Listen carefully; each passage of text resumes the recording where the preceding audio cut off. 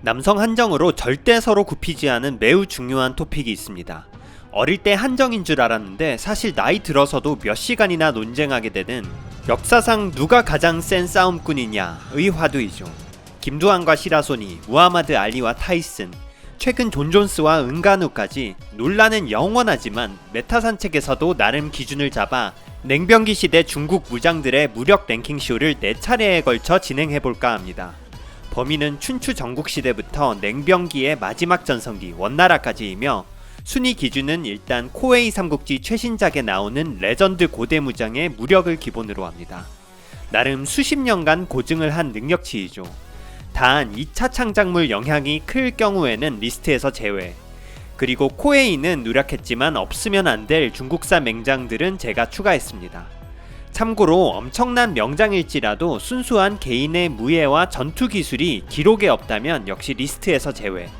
다만 삼국지 장수는 이미 너무 많이 아시기도 하고 사심이 객관성을 해칠 것 같아 리스트에서 빼고 게스트로만 출연 예정입니다. 그러면 역대 중국 무장 탑20 지금부터 시작하겠습니다. 22. 악비 무력 92. 악비는 남송의 한족 정권이 비리비리할 때 여진족 금나라에 대항해 싸웠던 명장이죠.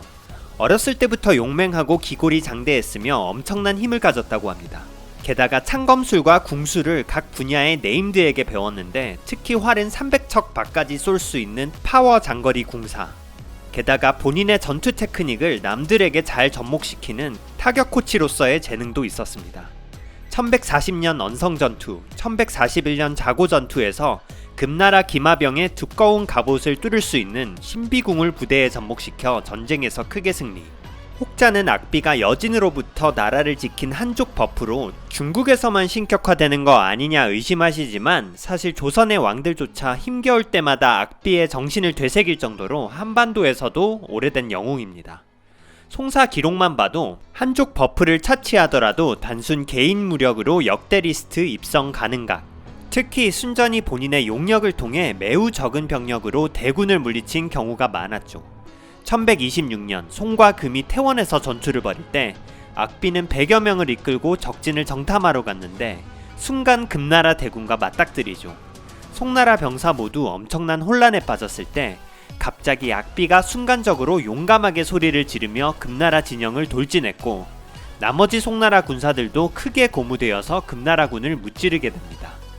또 한 번은 악비가 100여 명의 기병을 데리고 훈련을 하고 있었는데 이번에도 금나라 대군이 습격을 했습니다. 금나라 대장이 큰 칼을 휘두르며 악비에게 도전하자 악비는 적장의 칼을 깊이 잘라버린 후 바로 그 자리에서 적장을 베며 적군을 대파. 참고로 금나라는 당시 절대 호구가 아니었고 당대에 가장 용맹하고 무장이 잘된 부대를 보유했죠. 송나라 장군 종택은 악비가 하급 장교였을 시절에도 이미 용감함과 무예는 고대의 훌륭한 장수를 훨씬 뛰어넘는다고 언급할 정도였습니다. 18위 곽거병 무력 93. 흉노에 시달리며 반쪽짜리로 건국한 한나라는 한무제 때 흉노를 격파하며 비로소 중원의 주인이 됩니다. 이때 곽거병과 위청의 활약이 가장 큰데 특히 곽거병은 초인적인 무예의 소유자. 어릴 때부터 말타기와 할쏘기에 능했는데 저는 무력만큼은 유년기 정보를 중시합니다. 조작할 이유가 별로 없으면서도 천부적인 피지컬과 운동신경을 객관적으로 드러낼 수 있는 정보이죠. 장군이 되어서는 무력 탑 랭커 특징답게 소수병력으로 대군을 자주 격파하는데요. 18살 흉노를 처음 상대할 때 그는 고작 기병 800여 명을 거느리고 본대를 떠나 수백 리를 진격하죠. 보통은 혈기 믿다가 각계격파 당하기 마련이지만 곽거병은 무려 2000명 이상의 용맹한 흉노 병사를 죽이거나 생포하고 흉노 선우의 친척들 또한 직접 처단하는 강력한 모습을 보입니다. 기원전 119년 곽거병은 흉노를 쫓아 고비 사막을 넘어 무려 바이칼 호수까지 진격. 무려 13,000km가 넘는 엄청난 거리인데 참고로 이 정도 스케일의 정복 사업을 벌인 중국 왕조는 800년이나 지나야 나타납니다. 이때에도 흉노왕 3명과 흉노장수 83명을 주살하는 엄청난 전공을 세우다가 일설에는 흉노가 독을 탄 물을 마시고 23살의 젊은 나이로 급사하죠. 사후에 경환후라는 시호까지 붙는데 무용으로서 땅을 넓히다 라는 의미로서 짧은 생애만으로도 중국사 올타임 최고 명장에 등극하게 됩니다. 공동 18위 고장공 순위에선 제외 예정. 고장공은 남북조 시대 북제의 황족 장군으로 흔히 난릉왕으로 불립니다. 중국사 4대 미남으로 불릴 정도로 외모가 뛰어났는데 그것보다 더 이름이 퍼지게 된 건 마스크맨 밈. 564년 선비족 북주가 낙양을 공격할 때 고장공은 500명 기병을 이끌고 구원을 갔는데 성안의 병사들이 아군인지 믿지 못하자 고장공이 투구를 벗어 얼굴을 확인시켜 주었고 그제서야 북제군은 성문을 열어줍니다. 그런데 이 역사적 기록이 엉뚱하게 고장공이 평소 가면을 쓰고 다닌다는 밈을 만들었고 관련된 노래를 당나라에서 금지시켰음에도 마치 틱톡처럼 유행이 되어 당시 세계를 휩쓸죠.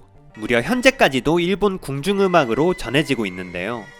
다만 저는 코에이가 무려 93으로 반영한 고장공을 빼고 차라리 기록상으로 더 대단했던 동시대 용장을 윗순위에서 넣으려 합니다.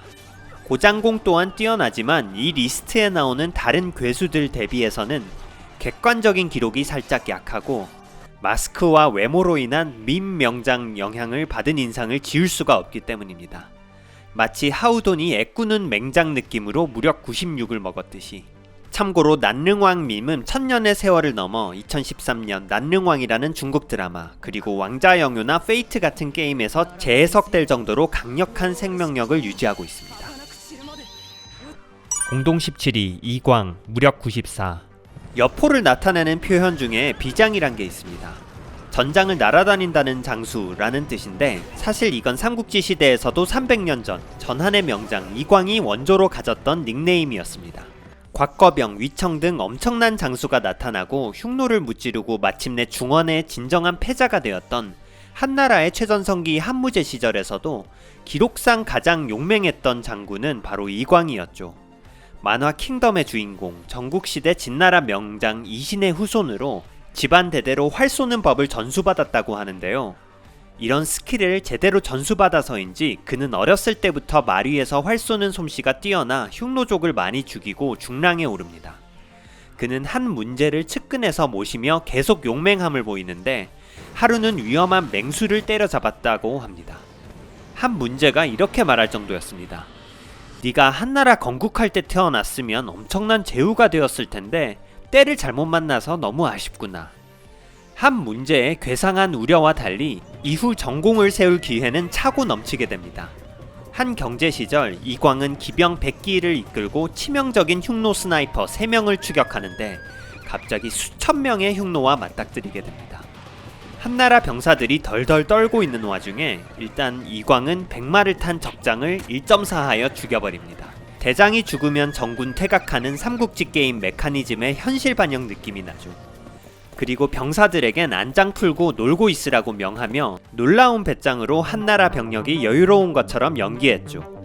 이런 이광의 용맹과 재치 덕분에 흉노의 대군은 오히려 야습당할까 두려워 퇴각합니다. 그 이후 한무제까지 황제 총 3명을 모셨지만 운이 없어서인지 항상 병력을 적게 받아서인지 군공에선 곽거병과 위청에 밀립니다. 그럼에도 개인 이광의 위대한 무력을 느끼기엔 이야기가 차고 넘치는데요. 기원전 121년 우북평 태수가 된 이광은 지원군이 늦어지는 가운데 흉노와 맞닥뜨립니다. 병력은 이광 4,000명 대 흉노 자현왕 40,000명. 절망적인 상황에서 오히려 기선제압을 위해 이광의 아들 이감이 먼저 수십 기로 적 기병을 들쑤셨고 이광은 사방에서 돌진하는 흉노군 대상으로 대황이라는 쇠뇌를 쏘아 대장들을 죽입니다. 다음날 지원군 10,000명이 도착하자 여전히 병력이 열세였음에도 놀랍게도 흉노를 격파. 여포에게까지 전수된 그의 별명 비장이 한족들의 자화자찬이 아닌 강력한 적군인 흉노족들이 붙인 것이라는 점과 그가 태수로 있는 동안 흉노가 우북평을 감히 공격 못했다는 점이 이광의 위엄을 더욱 빛나게 합니다. 공동 17위 양유기 무력 94. 명사수에게 백발백중이라는 말은 최고의 찬사. 17위는 이 고사의 주인공이자 춘추시대 초나라 명궁 양유기로 선정했습니다. 양유기는 평소에 100보 떨어진 버드나무 잎을 향해 화살을 100번 쏘면 100번 모두 명중했다고 하죠. 민간 루머라고 하기에는 사기와 전국책, 무려 멀티출처로 전해지는 이야기입니다. 긴 버드나무 잎이 12cm이니 현대 양궁 10점과 그 안쪽의 원 X10점의 중간 난이도가 되지 않을까요? 역으로 이걸 거의 퍼펙트하게 맞추는 태극전사가 얼마나 초현실적인지 느끼게 합니다. 다만 양유기에겐 정확성이 다가 아니었습니다. 그는 트릭을 쓸 줄 아는 궁수였죠. 기원전 605년 초나라의 반란을 일으킨 투월초라는 자와 강사이를 두고 화살 3대씩 쏘는 컴퍼티션을 했는데 이때 양유기는 심지어 후공이라서 매우 불리한 상황. 투월초의 화살 3개를 초인적으로 피하거나 쳐낸 양유기는 본인의 공격대는 화살 없이 시위를 당겼고 투월초가 몸을 피하자 바로 그곳을 정조준해 단 한 발로 반란군 수장을 사살합니다. 사실 투수였다면 보크였겠지만 한편으론 위대한 복서 알리와 메이웨더의 페인트를 연상케 하며 단순히 실력뿐만 아니라 싸움을 이기는 심리전까지 통달한 느낌이죠. 이 덕분에 양유기는 바로 잡병에서 대부로 승진. 30년 후 베테랑이 되어서도 여전한 실력을 뽐냅니다. 기원전 575년 진나라와의 얼릉 전투에서는 초공왕이 한쪽 눈을 잃는 부상을 당한 후 양유기에게 늑대 이빨 화살 3개를 주며 복수를 명하죠. 양유기는 그냥 한 발이면 충분하다는 호기를 부리는데 진짜로 한 대만으로 그 적장수를 쏴 죽입니다. 저는 춘추 전국시대 때 양유기 외에도 수많은 맹장들이 있었다고 확신합니다. 그러나 특정 개인의 전투 활약에 대해서는 기록이 너무 부실하죠. 삼국지 14 기준으로는 바로 이 자리에 노익장 황충의 모델이 된 전국시대 최고의 장군 연파가 들어가야 하지만 그 또한 무력 기록이 매우 부족합니다. 다만 연파는 최근 만화 킹덤에서 최강캐로 나와서인지 코에이에서도 무력을 90에서 94로 올려줬죠. 하지만 저는 2차 창작물 버프를 받은 연파 대신 기록 속에서 무력을 객관적으로 느낄 수 있는 양유기가 그 자리에 더 적합하다고 판단했습니다. 16위 광무제 무력 95. 황제와 황족들은 맹장의 모습을 보이기 쉽지 않죠. 애초에 본인이 몸을 맞대고 싸울 필요가 없으니까요. 하지만 후한 초대 황제 광무제 유수는 개인의 용력으로 직접 전황을 뒤집는 모습을 보입니다. 그것도 뭔가 매우 여유롭게 상대를 압도. 특히 서기 23년 곤양대전에서 유수는 1만 명의 보병으로 43만 명의 왕망 신나라 군대를 괴멸시키는데요. 곤양성에 포위된 유수는 직접 13명의 결사대를 이끌고 신나라 군대를 정면으로 뚫고 지원군을 요청하러 갑니다. 그 이후 고생해서 3,000명의 병사를 뽑았는데 신나라 왕심이 군사 수천 명을 보내자 유수가 가볍게 직접 수십여 명의 목을 베며 달아나게 합니다. 그러더니 유수는 3,000병력으로 43만 명의 신나라군을 향해 정면 돌파를 시도합니다. 말도 안 되는 시도였지만 너무나 강력한 유수의 용력과 추진력 때문인지 신나라의 대군은 중앙이 뚫려버렸으며 유수는 아예 사령관인 왕심을 직접 죽이는 전공을 세웁니다. 이 엄청난 원펀치로 나름 통일제국이었던 신나라가 몰락의 길을 걷게 되는 게 믿기지 않는 점입니다. 그 후에 팔촌형이자 현한의 황제였던 경시제에게 치명적인 견제를 받기도 하지만 다른 능력까지도 너무 출중했기에 전반적으로 20대의 모든 천하의 문제를 다 풀어내고 30살 되자마자 후한의 초대 황제 광무제로 즉위합니다. 역사 기록 기준으로 하다보니 무력 95로 책정했지만 그에게 좀 더 센 호적수가 있어서 더 제대로 싸울 기회가 있었다면 심지어 더욱 높은 점수를 받을 가능성이 충분해 보입니다. 15위 양재흥 무력 95. 남송의 명장이자 메타산책 진한편 올타임 무력 21호 선정된 악비는 1132년 뜬금 굴욕을 당합니다. 당시 조성이라는 도적을 토벌 중이었는데 최강 금나라도 곧잘 이기는 그의 군대가 조성의 대장 양재흥의 맹렬한 반격에 당해서 친동생 악번과 또 다른 장수를 잃게 됩니다. 조성 투항 후에 결국 양재흥은 산속에서 잡히는데 대장부로서 악비 장군을 한 번만 만나게 해주시오 라고 하죠. 양재흥의 엄청난 무예와 포스를 직접 느껴서인지 악비는 무려 동생의 원수에게 자칫 역사의 호구형이 될 수 있는 발언을 합니다. 내가 그대를 죽이지 않았으니 그대는 마땅히 충의로 나라에 보답해야 할 것이오. 그리고 악비의 이 강력한 믿음은 호구들이 아닌 송나라 사상 최강의 장수 영입이 되었죠. 이후로 양재흥은 악비의 금나라 북벌에 선봉이 되는데 1135년 순주 공격 시 양재흥은 초인적인 용기로 금나라의 괴뢰 정권인 제나라 병사를 격파하고 이후 화살이 쏟아지는 공방전에서도 선봉에 서서 강을 건너 적을 괴멸시킵니다. 저는 장수가 군의 선봉에 선다는 언급을 높게 평가하는데 공격 수비에 엄청난 자신감이 있어야 가능한 일이죠. 1140년 5월 언성전투에서 양재흥은 혼자서 말을 타고 금나라 대장 금올추를 잡으러 적진 깊숙이 들어가서 수백 명의 금군을 죽이며 승리의 결정적 공헌을 합니다. 같은 해 7월 양재흥은 300의 기병으로 금나라 적진을 정탐하는데 무려 10만 명의 금군과 직접 조우. 넘사벽의 병력 차였지만 양재흥의 300용사는 도망가지도 않고 죽을 때까지 싸웁니다. 특히 양재흥이 휩쓸고 가는 곳마다 수많은 적들이 쓰러졌는데 엄청난 화살 속에서 양재흥의 몸은 고슴도치처럼 변하죠. 전투는 300명의 송나라 병사와 양재흥이 모두 죽은 후에야 끝났으며 일방적인 다구리 속에서도 고작 300명으로 10만 금 병사 중 2000명이나 깎았는데 여진족의 올타임 명장인 완한 종필이 이후 이명에서 후퇴할 정도의 성과였습니다. 여기에 악비의 양자 아군의 800용사 활약과 악비의 총공격이 더해져 금나라가 일시적으로 하부까지 밀리는 성과를 이루죠. 참고로 양재흥의 시신을 직후에 수습해보니 몸에 무려 2대 혹은 4리터의 화살이 꽂혀 있어 송나라 병사들의 의지를 불태운 트리거가 되었다고 합니다.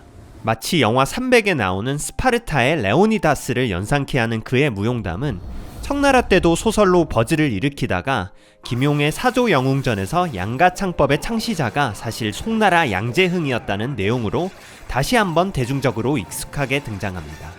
일부 댓글에는 악비, 곽거병 같은 엘리트 장군들은 가문과 연계된 사관들이 기록을 부풀릴 가능성이 많다고 하셨는데 양재흥의 경우 가문빨도 없는 흑수저 도적 출신이기에 이 정도 기록이면 실제로도 매우 강력하지 않았나 싶습니다. 14위 연민 무력 95. 연민은 5호 16국에서도 딱 2년만 존재했던 염위라는 나라의 유일한 황제였습니다. 한족을 구원해준 영웅에서 극단적인 인종주의 도살자까지 평가가 극단으로 갈리는데요. 이건 사실 그의 파란만장한 가족사와 엮여 있습니다. 집안 대대로 진나라의 한족 장수였지만 연민의 아버지가 갈족인 석륵에 투항하여 훗날 황제가 되는 석호의 양자로 들어가죠. 갈족 황제의 양손이 된 연민은 많은 전투에 활약하다가 349년 양할아버지가 죽자 쿠데타를 2번 진행하여 후조의 실권을 잡게 됩니다. 그런데 그를 향한 암살 시도가 있자 생명의 위협을 느낀 그는 갈족 대상으로 대량 학살을 단행하고 결국 스스로 염위라는 나라를 만들죠.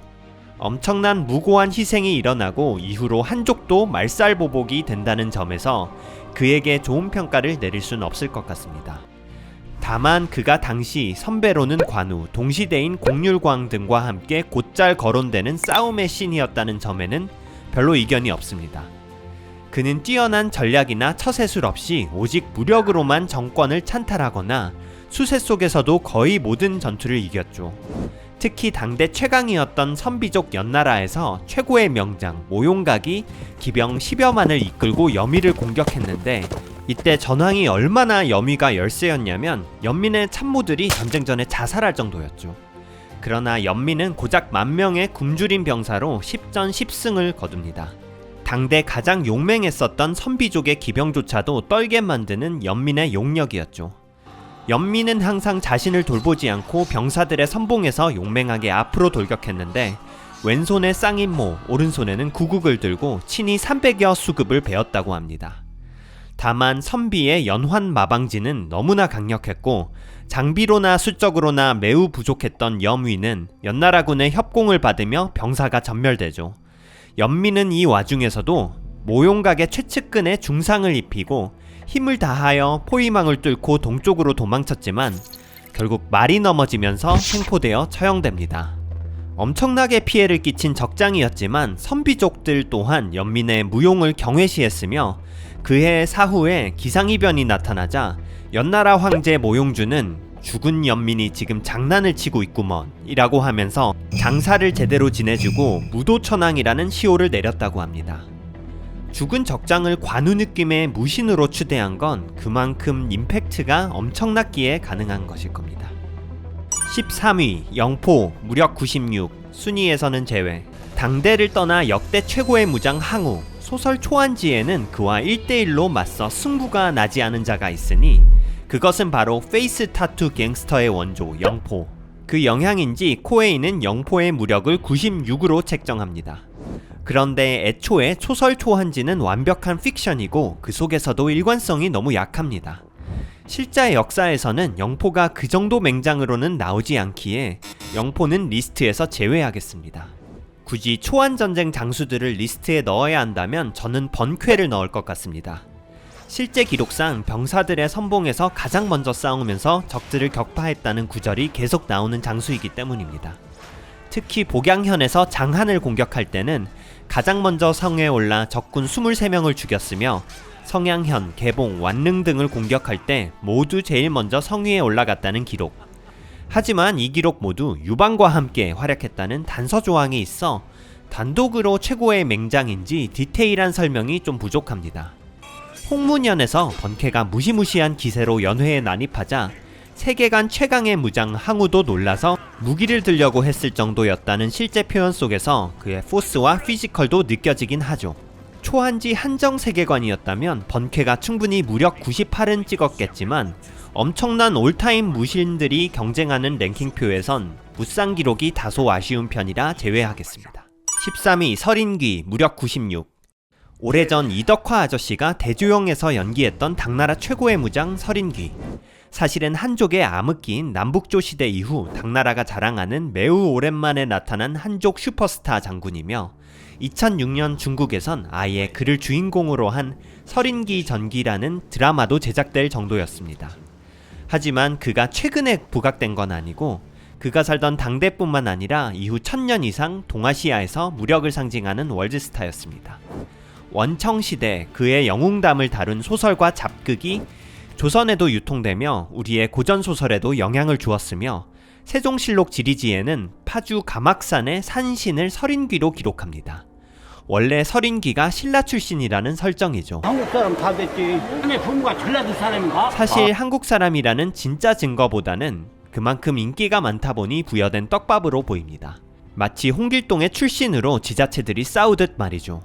그런데 왜 이렇게 인기가 많았을까요? 실제 무공 기록들이 어마어마했기 때문입니다.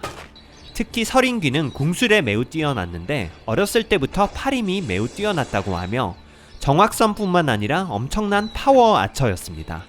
황제 앞에서 말 타면서 활 쏘는 시연을 했는데 엄청난 파워로 인해 그가 쏜 화살 5개 모두 쇠갑옷을 관통했다고 하죠.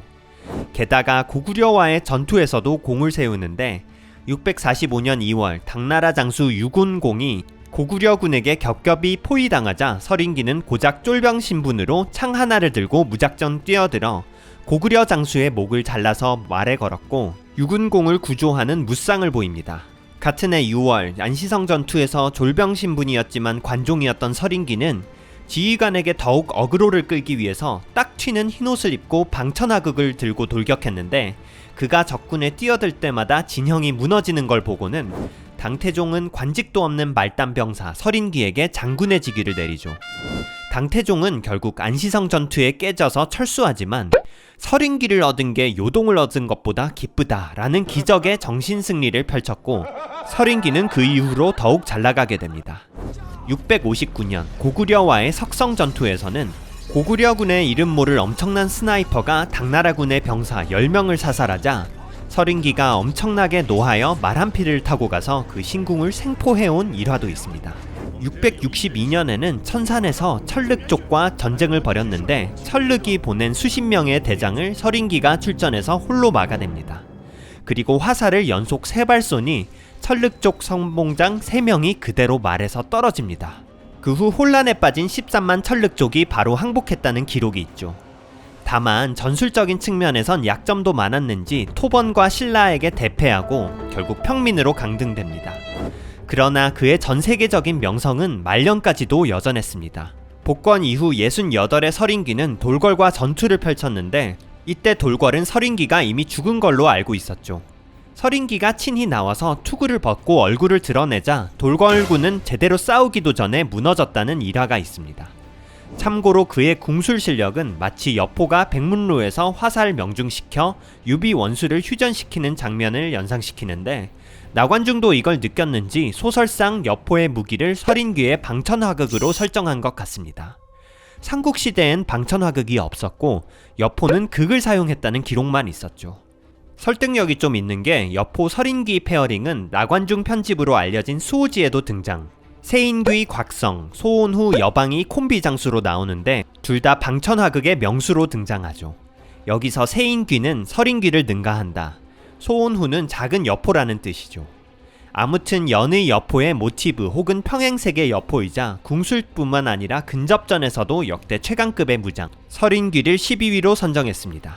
한편 서린귀의 방천화극, 이광의 비장 요소를 여포에 주입한 정황으로 볼 때 나관중도 분명히 14세기 기준으로 역대 최강의 무력 시리즈를 진행한 거 아닐까 싶네요.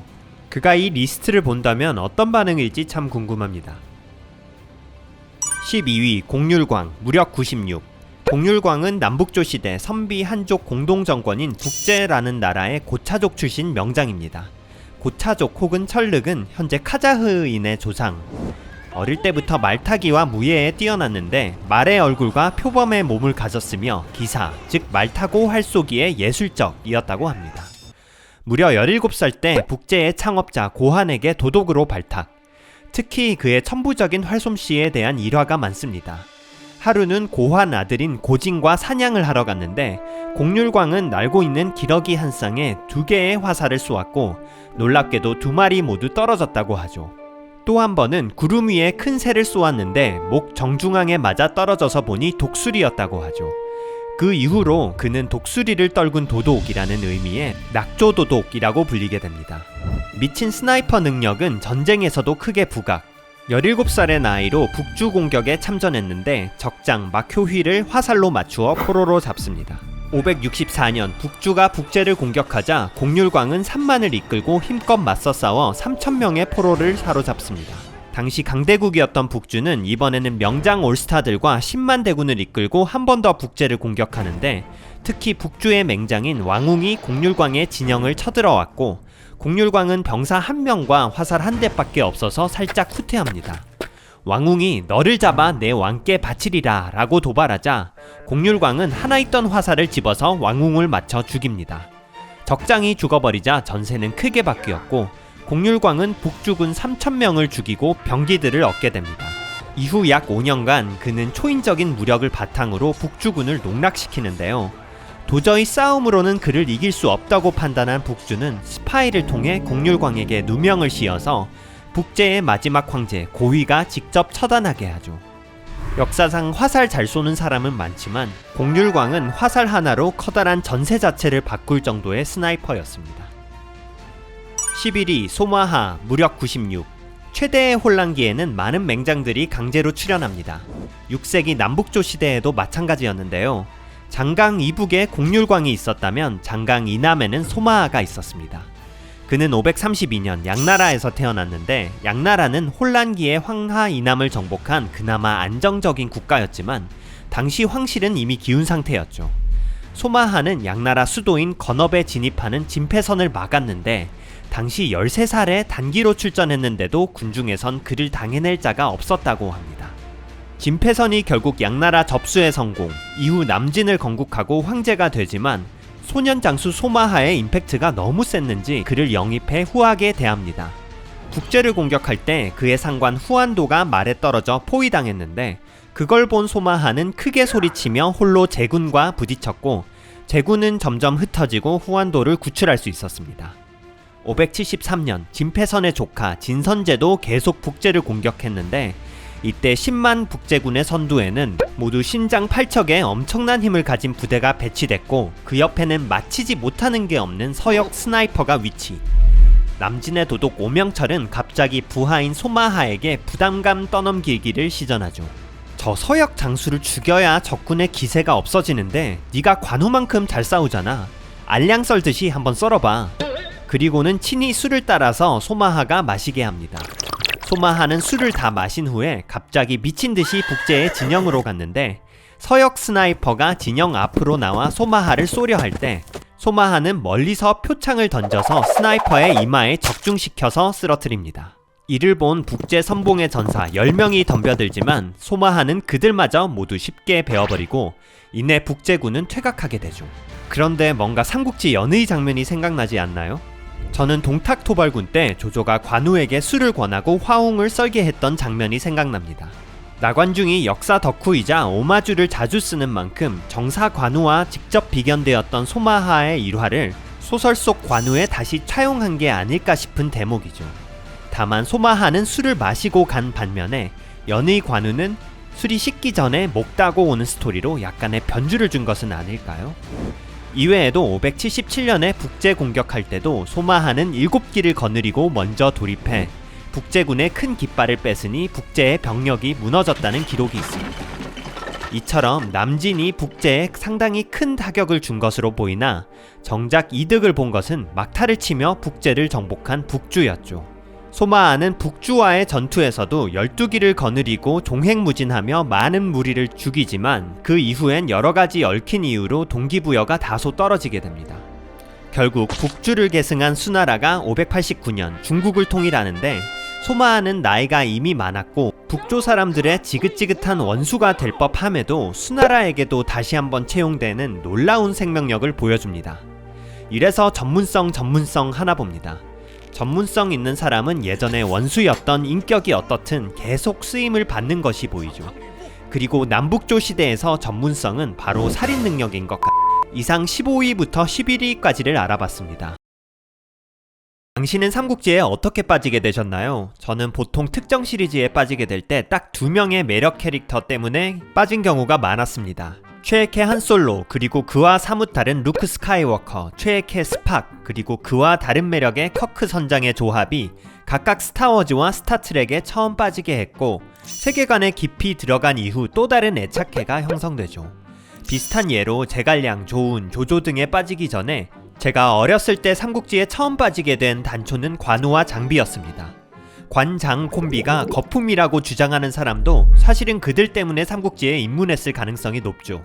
사실 관우와 장비의 인기는 나관중이 만든 게 아닙니다.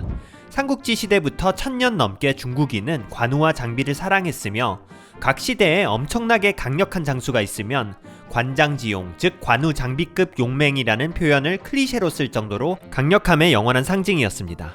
지난 편에서 화살로 여러 적장을 죽이거나 적은 병력으로도 고군분투했던 장수들을 그렸다면 이번에는 관우 장비에 비견되었던 장수들이 많이 나옵니다. 역대 수십 명의 장수가 그런 기록을 가졌지만 그 중에서도 실제 무쌍 기록을 철저히 따져 순위를 정했습니다. 자, 그러면 중국사 역대 무력 10위부터 6위 지금부터 시작하겠습니다. 10위 조광윤 무력 96. 조선은 문치국가였습니다. 하지만 아이러니하게 이성계는 동아시아 최강의 맹장 출신, 기마궁술이 압도적이며 엄청나게 무거운 강궁을 쓰면서도 백발백중 명사수였죠. 송나라도 비슷합니다. 중국사에서 문치주의로 가장 유명한 나라지만 송나라를 건국한 조광윤은 엄청난 맹장. 유비와 같은 탁군 출생인 조광윤은 이미 어린 나이부터 강한 무예를 보였는데 특히 기마궁술이 남보다 뛰어났다고 합니다. 키는 7척으로 송나라 기준으로 무려 2m 20cm. 건국자 신격화일 수도 있지만 당대에는 키가 클수록 상위 부대에 배치되고 더 높은 봉급을 줬기 때문에 키를 매우 엄격하게 봤을 겁니다. 예를 들어 악비는 174cm 이상 입대 가능한 광해군 출신, 조광윤은 왕의 호위를 맡는 수기 장령 출신이기에 군대에서 최장신이었을 가능성이 크죠. 역사에 가끔 나타나는 야오밍으로 보면 될 것 같습니다. 한 번은 엄청 사나운 말을 다루다가 조광윤의 머리가 섬벽에 부딪혔는데 모두 다 조광윤 머리가 으깨졌을 거라 생각했지만 아무 일 없다는 듯 일어나서 말을 쫓아간 일화도 있습니다.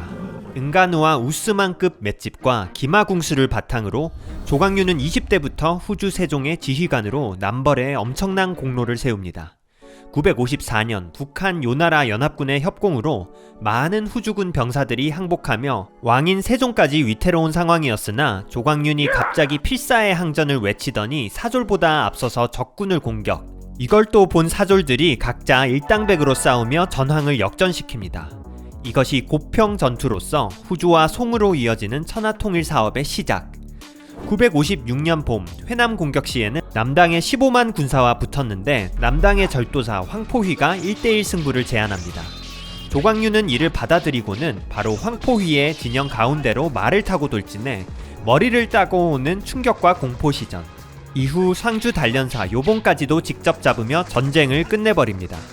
소수로 대군을 맞선 정도가 아니라 대군 속에서 단기로 들어가 적의 순회를 베고 온 점을 반영해 조광윤을 10위로 선정했습니다. 그 이후로 조광윤은 부하들의 추대로 세종의 어린 아들에게 선양을 받아 제위에 올랐고 비교적 전임 왕족들과 피정복 백성에게 잘 대해주면서 남평, 후촉, 남한, 남당 등을 접수해가며 천하통일을 하기 직전 북한과 5월을 남기고 49살에 급사합니다. 그런데 본인과 같이 유능한 무인이 한번 일어나기 시작하면 얼마나 무서운지 본인이 가장 잘 알았기 때문인지 조광유는 절도사의 권한을 회수하고 중앙정부의 통제로 두게 합니다. 마치 무려광 이성계 또한 나라를 세우고는 중앙집권과 문치주의에 치중한 점과 유사. 이 때문인지 송나라는 지속적으로 북방 세력에 밀리며 반쪽짜리 통일정권으로 남게 되는 역효과가 발생합니다. 한편 그가 병사를 훈련시키기 위해 만든 태조 장권은 우리가 아는 영춘권, 소림권, 태극권 등으로 발전되며 아시안게임 종목인 우슈의 기원이 되죠. 우슈가 우리말로 무술인데 조광유는 무술왕 정도가 아니라 무술을 만든 사람이라고도 볼 수 있습니다. 충분히 높은 랭킹에 오를 자격이 있는 창업군주죠. 9위 등강, 무력 97. 280년 사마염의 삼국통일 이후 30년도 안 돼서 중국은 이민족 침략으로 대분열의 시대. 그러다가 370년대에는 티베트계 저족 북원이 세운 전진이 동진과 세상을 양분하게 됩니다. 비록 40년 만에 망하지만 전진에는 많은 영웅 유닛들이 있었는데요. 제갈량급 명재상이라는 왕맹도 있었고 등강이라는 장수와 전진의 4대 황제 부비는 관우장비급 용맹을 가졌다는 평가. 사마광의 자치통감에서는 등강은 같이 활약한 장호와 만인지적으로도 꼽힙니다. 장호 또한 엄청 힘이 세고 날래서 소를 끌면서도 달릴 수가 있었고 높은 성도 뛰어넘을 수 있는 장수였지만 그를 생포한 것조차도 등강이었죠. 파트너를 바꾸며 당대 최강 캐릭에 계속 뽑힐 만큼 등강은 대단한 장수였으며 만인지적 장수 특징답게 기마궁술에 매우 능했습니다. 그의 무쌍은 4세기 판도를 바꾸는데 직접 관여했는데요. 357년 관중을 공격한 강족을 전멸시키고 365년 흉노를 직접 공격해 복속시켜 좌현왕인 유의진을 생포하는 활약을 펼치죠. 369년 역대급 명장 동진의 환혼이 전현을 공격하면서 파죽지세로 북쪽을 올라오자 전현 황제 모용위가 땅을 준다는 조건으로 전진에게 도움 요청. 이때 등강은 2만 기보병을 이끌고 출진하여 초지역에서 동진군을 크게 물리쳤는데 이때 환혼의 병사 수만 명이 죽었다는 기록이 있습니다. 이에 당해 11월 동진군이 물러나는데 화장실 다녀온 후에 마음이 달라지듯이 전현은 땅 준다는 약속을 파기합니다. 빡쳐버린 전진의 황제 부견은 곧바로 전현 정복을 시작하죠. 이때에도 선봉으로 나선 등강은 모용장의 군대를 격파해 낙양 일대를 점령합니다. 하지만 대치병력은 전현 40만 대 전진 6만으로 전진이 훨씬 부족한 상황이었습니다. 도저히 치고 나갈 수 없는 상황이 되자 전진의 총사령관 왕맹은 등강에게 말합니다. 현재 우리는 수적으로 너무 밀리고 있어. 오직 등장군만이 전세를 뒤집을 수 있어. 등강은 여기서 극딜을 하죠. 저한테 사회 교위를 시켜주시면 한번 막아보겠습니다. 현재 서울시장, 경기도지사의 감사원장 다 더한 듯한 실세. 의회의 오퍼에 당황한 왕맹은 거기까지는 본인 권한이 아니고 안정태수에 시급 10,000호를 준다며 설득하지만 실망한 등강은 아프다며 자리에 누워버립니다. 결국 등강 없이 펼친 전투에서 크게 깨진 왕맹은 쪽팔리지만 등강을 다시 부릅니다. 황제께 사회교위 추천해줄 테니 당장 삼류연기하지 말고 튀어나와. 재상님의 금융치료에 감동한 등강은 갑자기 술을 맘껏 마시고는 말 타고 전현의 진영에 들어갑니다. 그리고는 마치 빈집 드나들듯이 전현의 진영을 4번이나 들어갔다 나오면서 마음껏 창을 휘둘렀는데 한 번 들어갈 때마다 수백 명의 사상자가 일어났으며 그 기세로 전진이 공격을 펼치니 정오까지 5만 명이 죽거나 생포됩니다. 이에 전진이 총공격을 하자 전현군 10만 명이 죽거나 생포. 이후 등강은 업성까지 정복하며 전현을 멸망시키는 결정적인 공로를 세우죠. 후에는 탁발선비의 대나라까지 멸망시키는 활약. 일신의 용력 하나로 전진이 하북을 평정하는 데 큰 공로를 세웠는데 이 영토가 남북조 시대의 북조 파트의 기틀이 되죠. 다만 그가 그토록 원했던 직위는 평생 못 얻습니다. 왕맹이 등강 사예교위 임명을 추천하지만 황제 북연에게 리젝당하고 대신 거기장군까지 올라갑니다. 하나 아쉬운 점은 등강이 383년 이전에 죽었는지 그가 비수대전에 출전하지 않았다는 점입니다. 가장 강력했던 전진이 동진에게 대패한 이 유명한 전투로 인해 동아시아 유니버스는 또 한 번 크게 요동을 칩니다. 8위 유유, 무력 97. 역사는 항상 반전의 연속입니다. 비수대전에서 전진을 대파한 동진이 천하를 잡을 줄 알았으나 오히려 동진의 사마씨들은 더욱 마음 넣고 나라를 말아먹죠. 그 결과 비수대전의 주역 북부군들이 쿠데타를 일으키고 북부군 사령관 류레지의 부하인 유유에 의해 417년 사마씨의 진나라는 모두 막을 내리게 됩니다. 유유는 전략도 뛰어났지만 엄청난 용력을 가졌는데요. 애초에 몸으로 하는 모든 걸 잘했습니다. 미친 맷집에 창술, 모술, 게다가 축구까지. 아직 동진의 장수 시절이었던 399년 회계에서 손은의 반란을 진압할 때 유유는 정찰 도중 수천 명의 반란군을 만났는데 함께 있던 병사는 모두 살해당하고 유유 홀로 낭떠러지에 떨어집니다. 반란군들이 유유를 쫓아오자 유유는 대도를 휘두르며 정면으로 오는 여러 명의 적을 베어버리고 다시 강변으로 올라옵니다. 그 이후에도 굉음을 내지르며 적을 무찌르죠. 유유의 상관인 유레지가 구원을 갔을 때 그는 유유 혼자서 수천 명의 반란군을 쫓으며 반란군이 정신없이 도망치는 충격적인 광경을 보게 됩니다. 유레지의 부대가 합류하자 죽거나 포로로 잡힌 병사가 무려 1000여 명. 401년에 손은의 10만 대군이 건강을 다시 한번 치자 이번에도 유유는 1000여 명의 군사로 수만의 손은군을 쳐부숩니다. 그러나 당시 동진의 실세는 환현이었습니다. 유유는 환현의 황제 즉위를 찬성하는 척하면서 시간을 벌어 거병을 준비하는데요. 몇천 명이 모이자 유유는 곧바로 수만 명의 환현군을 공격합니다. 환현의 장수인 황보부가 창을 들고 유유에게 달려들자 유유는 화살로 황보부를 사살해 승리를 이끕니다. 이후 유유는 병사 1700명을 복주산에 배치시키며 환현군 2만 명을 격파시키는 놀라운 업셋 시전. 결국 환현은 익주자사 모거와의 난전에서 죽고 유유는 405년 동진의 대권을 잡게 됩니다. 그 이후 그는 과감한 북벌을 진행하는데 조조처럼 황권을 선양받기 위한 업적치를 쌓기 위함인지 몸소 군을 이끌고 북벌 및 내부 반란을 진압합니다. 그가 이끈 부대는 수가 열세일지라도 항상 이기는 쾌거를 보이죠.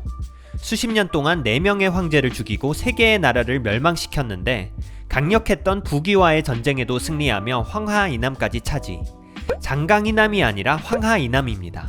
실제로 남방 정권이지만 낙양, 장안, 산둥반도까지 차지하며 수나라 전까지 가장 큰 영토를 차지하게 되죠. 420년 동진 황제 사마 덕문을 죽이고 결국 스스로 유송의 황제가 되는데 중국사 최대의 난세인 남북조 시대에서 무력 하나로 흑수저가 황제에 오르는 쾌거를 보입니다. 이런 드라마틱한 인생 역전 때문인지 조조, 환온, 진경지, 모용수 등 최강의 위진남북조 장수들 중에서도 가장 높은 평가를 받는 장수입니다. 7위 설안도 무력 97. 남북조 시대에서는 꺼진 불도 다시 봐야 합니다. 등강에 의해서 망했다고 한 대나라는 전진이 383년 비수대전에서 동진에게 대패하자 잔당들이 세력을 키워 387년 북위로 부활. 이윽고 5세기에는 하북을 평정하며 강남의 유송정권과 중국을 양분하죠. 그리고 당대 최고의 살인병기는 설안도였습니다. 설안도는 어려서 용감했으며 신장은 7척 8촌이었는데 동진척 기준으로 무려 195cm. 커다란 키와 리치 때문인지 국마에 능숙했다고 합니다. 설안도의 인생은 어떻게 보면 전문성이 낳은 당대의 코스모폴리탄. 치명적인 무쌍 능력 덕분에 FA처럼 국적을 계속 왔다갔다 하면서 북위와 유송 모두에서 엄청난 활약을 했는데요. 아버지는 유송 무제의 부하였는데 본인은 초기에 북위를 섬기다가 다시 유송 문제에 항복하죠. 450년 북위와 효산에서 전투를 할 때 홀로 말을 타며 북이군 진영에 뛰어들어 마구 휘젓고 다닙니다. 엄청난 창솜씨로 인해 군사들은 설한도와 맞붙으려 하지 않았죠. 설한도는 이때 피가 팔꿈치까지 흐르고 창이 부러지면 창을 바꿔가며 싸웠는데 이 덕분에 사기충천한 유송의 병사들은 다시 북이군과 붙으면서 5,000명을 죽이거나 사로잡습니다. 덕분에 유송은 섬성에서 승리하고 동관까지 포위. 454년 유송의 장수 노상이 반역을 일으키는데 설한도는 멀리서 노상을 보고는 바로 말을 달리며 큰 소리로 노상을 부르고 곧장 가서 그를 찔러 죽입니다. 이건 당대의 가장 쇼킹한 사건이었는데 노상이 당대의 만인적이라고 불리는 최강 장수였기 때문입니다. 관우가 원소군 최강의 장수인 알량을 썰면서 무신의 임팩트를 갖게 되듯이 설한도 또한 최강 맹장을 죽이는 맹장 타이틀을 얻게 됩니다. 그 후에도 반란군과 일진일퇴를 벌였으나 설한도가 필마 단기로 참여하는 순간 전황은 관군의 완승으로 바뀌게 됩니다. 하지만 모두 다 때려잡을 수 있는 무력왕도 너무 어려운 게 정치인가 봅니다. 뭔가 올라갈라 하면 모함을 받으며 면직되죠. 466년에는 유성의 황권 다툼에서 줄 잘못 썼다가 결국에는 커리어를 시작했던 적국인 북이의 항복. 북이에게 엄청난 타격을 줬던 57살의 노장이지만 북이는 곧바로 설한도를 적극 활용하여 서주 팽성에서 유송의 군대를 크게 격파합니다. 이번에는 유송 측 전사자 만여 명의 총사령관은 동상으로 손발가락이 떨어지는 등 유송이 엄청난 피해를 당하죠. 설한도는 마치 유송과 북이의 시소게임에서 밸런스 패치같이 나타난 무신 느낌. 그리고 피는 못 속이는지 설한도의 6대 손이 바로 지난편에 나왔던 당나라의 설인귀입니다. 양대한, 순위에서 제외. 설한도로부터 50년 정도 후 같은 북이에서 저족 출신 장수 양대한이라는 사람이 나오는데 당대의 장비와 관우를 능가한다는 평가까지 받았죠. 심지어 코에이 삼국지에서도 무려 97에서 98까지 단골 등장. 물론 양대한도 대단합니다. 소시적 동네 호랑이를 베어 죽이고 화나면 나루토의 사륜안처럼 수레바퀴 눈동자가 하나 더 생기며 전쟁할 땐 그 주변에 오라 같은 연기가 피어나 노려보거나 소리치는 것만으로 적이 스턴된다는 기록. 아이들은 양대한 이름만 들어도 울음을 그쳤다고 합니다. 다만 아우라에 관한 표현들이 엄청나긴 하지만 맨투맨 무쌍 기록이 부족해서 이번 순위에는 배제할까 합니다. 6위 고오조 무력 97. 양대한이 전성기를 이끌던 북위의 탁발선비 왕권이 6세기에 약해지면서 서위와 동위로 나뉘고 이는 각각 북주와 북제가 되죠. 참고로 동위, 북제의 실권자는 발해 고씨였는데 고오조는 성에서 알 수 있듯이 권력교체 과도기에 동위의 대표 맹장. 그의 모습은 표범의 목을 가졌다는 묘사가 있습니다. 담력이 얼마나 셌는지 어려서부터 목소리 크다는 오조라는 자와 솟아있다는 앙이라는 이름이 붙여졌죠. 북위가 붕괴되기 직전 형인 고건과 함께 거병했으나 과도기의 실세였던 흉록의 이주영에게 패출되고 죽을 위기에 처합니다. 그러나 다행히 이주영이 먼저 죽고 북위의 황제는 이주씨의 잔당 이주세룡을 처리하기 위해 죄수인 고오조를 사면시키죠. 고오조는 포승줄을 풀자마자 갑옷을 입고 창을 횡으로 쥐며 적진을 돌격하니 향하는 곳마다 적들이 쓰러집니다. 그러나 이미 북위의 기운은 쇠했는지 황제는 살해당하고 고오조는 다시 형과 신도에서 거병을 합니다. 이에 이주세룡의 종숙 이주우생이 5,000병력으로 그를 공격했는데 고오조는 갑옷도 입지 않고 단 10기를 데리고 출동. 아무리 고오조가 마창술 깡패라도 이건 너무 에바라고 생각했는지 성을 지키던 형 고건이 500명의 구원병을 보냈는데 그 구원병들이 이르기도 전에 이미 고오조의 10여 기의 무쌍으로 인해 이주우생의 5,000병력이 퇴각했다는 전설적인 기록이 있습니다. 장료가 800으로 손권 10만을 격파한 것을 포함해 청나라의 조익이 소수 병사 레전드 기록을 정리했지만 고오조가 10여 기로 수천을 퇴각시켰다는 것은 가장 익스트림한 기록 중의 하나입니다.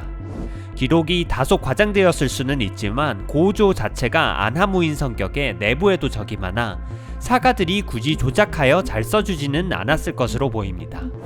이후에 먼 친척벌이자 북제의 창업자 격인 고환이 세력을 얻자 동위의 대장군이 된 그는 우문태가 사령관으로 있는 서위 공격에 공헌하게 되죠.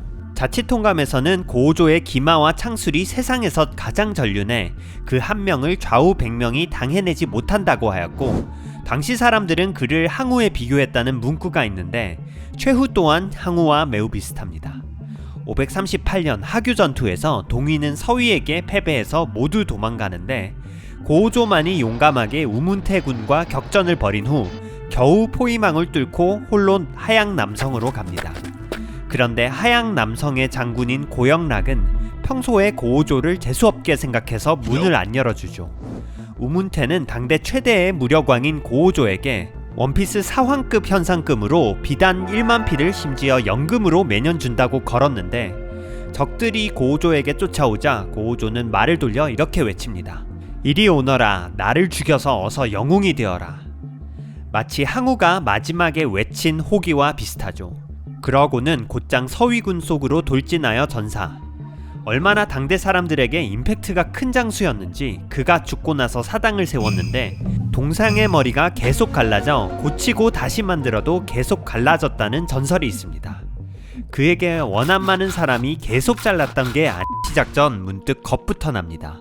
오늘 언급 안 하는 순간 몇 명의 위대한 무신들이 리스트에서 배제되기 때문입니다. 그래서 이 영상은 이분들께 특별히 바칩니다. 수나라 때 돌궐이 선발한 최고의 장사를 일기토로 가볍게 베어버린 사만세, 송건국기의 요나라 장수 수백을 찔렀다는 양업, 명건국기의 맹장 장정변과 상우춘, 청나라의 진만인적 피용돈, 그 외에도 제가 끝까지 고민하다가 매우 아깝게 떨어진 맹장 마지막 2명은 오늘 그와 동시대 맹장이 나올 때 왜 안 뽑혔는지 설명드리겠습니다. 각고의 노력 끝에 선정한 맹장 탑5는 5위 울지경덕 무력 98, 혼돈의 카오스의 남북조를 통일한 수나라가 2대 만에 나락가자마자 다시 카오스 올 뻔하다가 당나라가 건국되면서 300년간 통일왕조가 유지되죠. 건국 과정에서도 수많은 영웅들이 등장하는데요. 이대왕 당태종 이세민이 능영과 쿤신을 세워 24명의 개국공신을 기렸는데 최상단에 처남과 조카가 나오고, 이후 중국 사상 최고의 번영기 정관의 치에 공헌한 4명의 정치인이 나오죠. 그 다음 무장으로서 제일 처음 나오는 이 눈빛 부리부리한 사람이 울지경덕입니다. 그는 4에서 6m의 장창인 삭을 즐겨 썼는데요. 그의 강력함은 구당서에 표현 한 줄로 제대로 느끼실 수 있습니다. 삭을 피하는 것을 잘하며 매번 혼자 말 타고 적진에 들어갔는데 아무리 적이 창을 찌르려 해도 다치게 할 수 없었고, 도리어 적의 창을 빼앗고 적을 찔렀다. 싸움 잘하는 정도가 아니라 대군에 들어가 지정된 적장을 납치할 수 있다는 이 말도 안 되는 어질어질한 기록. 실제로 구당서에 이런 일이 한 번이 아니라 여러 번씩이나 기록됩니다. 원래 수말기 군벌인 유무주 소속이었던 경덕은 620년 나중에 당태종이 되는 이세민에 투항하죠. 사실 경덕은 항복 후 주변에 모함을 많이 받았으나 이세민은 중국 역대 최고의 조직관리 리더답게 경덕에게 엄청난 믿음을 주었고, 경덕은 이에 보답하듯 일생 동안 목숨을 바쳐 종군했죠. 하루는 이세민과 사냥을 갔는데 당시 강력했던 군벌 왕세충이 병사 수만을 이끌고 이세민을 공격합니다. 이세민은 왕세충의 맹장 단웅신에 쫓기는 상황이었는데 경덕이 말을 달리더니 단웅신의 옆을 찔러 말에서 떨어뜨린 후 이세민을 포위해서 풀어내죠. 그 직후에 왕세충의 본대와 교전을 했는데 이번에도 경덕은 직접 수합을 쌓으면서 적을 괴멸시키고 적장 진지략을 사로잡으며 병력 6,000명 및 창과 방패를 얻게 되는 엄청난 성과를 이루게 됩니다. 이에 이세민은 경덕에 금은상자를 선물하며 칭찬합니다. 모두가 너 먹튀라고 할 때 나는 너 믿었다. 너 잘할 거라는 건 내가 알았는데 어찌 이렇게 빨리 보답하시는가. 아, 듣고 보니 이세민 셀프 칭찬이었네요. 또 한 번은 이세민이 왕세충의 조카 왕안이 타고 있는 수양제의 총말을 보고 아, 저 말 진짜 간지다 라고 한마디 하자 울지경덕은 갑자기 2명과 함께 말을 타고 직접 적군 속으로 들어가서 왕환을 사로잡고 말을 이끌고 오는 말도 안 되는 모습을 보입니다. 이건 뭐 신이 인간을 농락하는 수준이죠.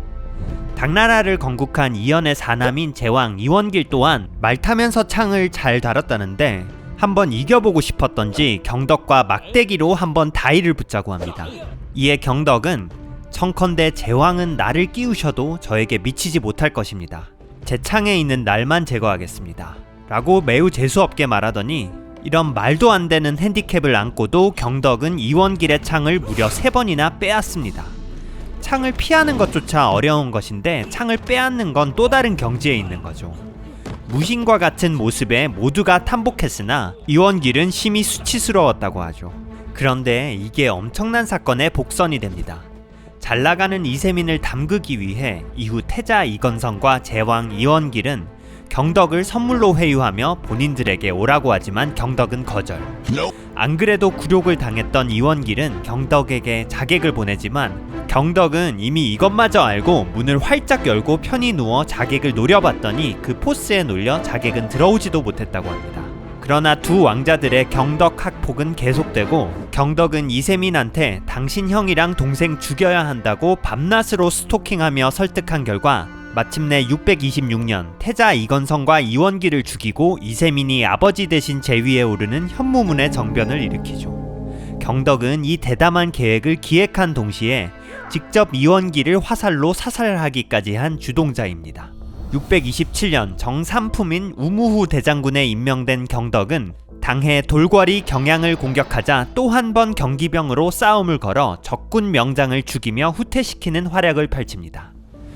중국사 최강의 군주와 맹장 조합이었지만 이세민과 울지경덕 말년 최대의 실패는 645년 최강의 전투민족인 고구려를 침공했다는 점입니다. 고구려의 이름 모를 안시성주에게 엄청나게 털린 이세민은 경덕보다 16살이나 어렸지만 이후 단약에 의존하다가 중독되어서인지 51살의 나이로 죽죠. 경덕은 은퇴하여 10수년간 신선의 방술에 빠져 돌을 갈고 운모가루를 뿌리며 살다가 74세의 나이로 사망. 한편 전성기 그의 말도 안 되는 능력을 인지했는지 코에이도 삼국지 14에서 그의 무력을 100으로 책정했습니다. 이존효 왕원장 순위 제외. 사실 이 두 명은 당연히 탑5에 들어갈 거라고 생각하실 분이 많을 것 같아서 특별히 4위 발표 직전에 미선정 이유를 말씀드리려 합니다. 두 장수 모두 5대 10국시대 맹장이죠. 875년 황소의 난이 일어나자 당나라 조정은 여러 군벌을 끌어들여 진압하는데 이때 활약한 이긍용과 주전충은 당 멸망 후에 각각 후당과 후량의 기반이 되는 창업군주가 됩니다. 혼란기 아니랄까봐 이때에도 엄청난 맹장들이 쏟아지는데요. 먼저 후당의 이극용은 이존효라는 엄청난 맹장을 양자로 맞이합니다. 북송 때 지어진 신오대사에 의하면 이존효는 원숭이처럼 긴 팔을 이용해 활을 잘 쏘았으며 활을 들고 앉아 창을 쓸 뿐만 아니라 말을 2마리 준비해 적 진영 사이를 왔다 갔다 하는 것이 마치 날아다니는 것과 비슷하다. 감령 장류에 비견된다 라는 표현이 있습니다. 하지만 아쉽게 그의 무쌍을 확인할 만한 객관적인 기록이 너무 부족합니다.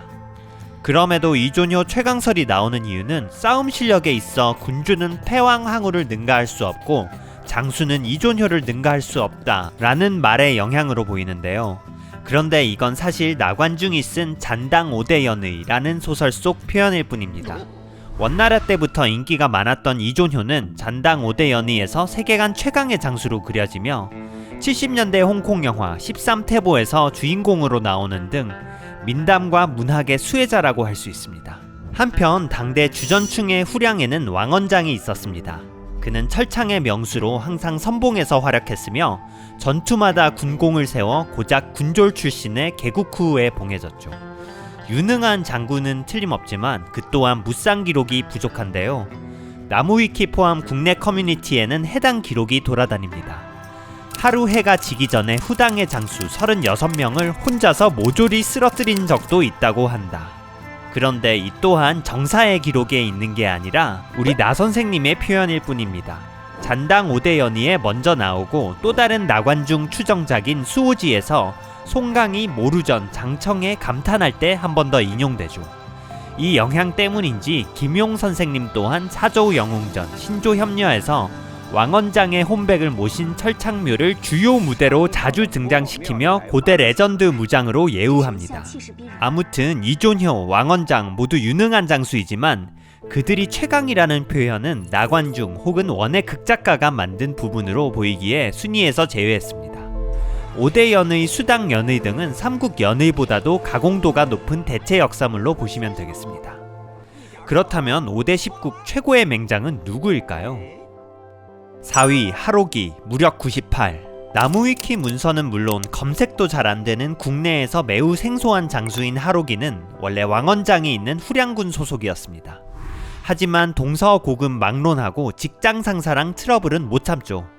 소속 장군이랑 싸우고 이극용의 아들 이존욱의 진나라로 이직. 참고로 이 이존욱은 주덕이와 이존심 같은 명장의 활약을 바탕으로 천하의 절반을 차지하는 5대 10국 시대 초반부의 주인공이죠.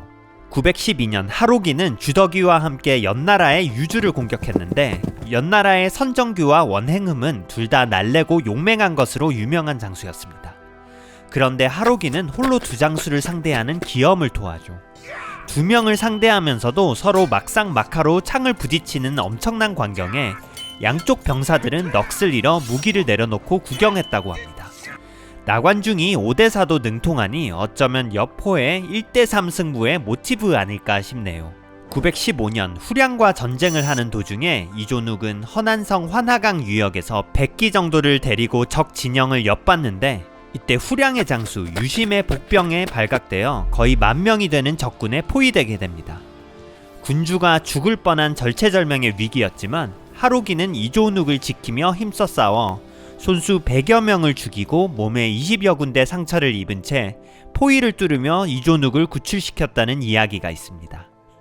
수많은 무쌍 기록이 있지만 극단적으로 불리한 상황 속에서 100명을 넘게 죽인 기록은 어나더 레벨. 항우와 연민 또한 비슷한 기록이 있지만 결국 최후를 맞이한 반면 하록이는 주군과 본인 모두 탈출에 성공했다는 게 다른 점이죠. 이 공로로 하급장교 하록이는 자주자사까지 승진.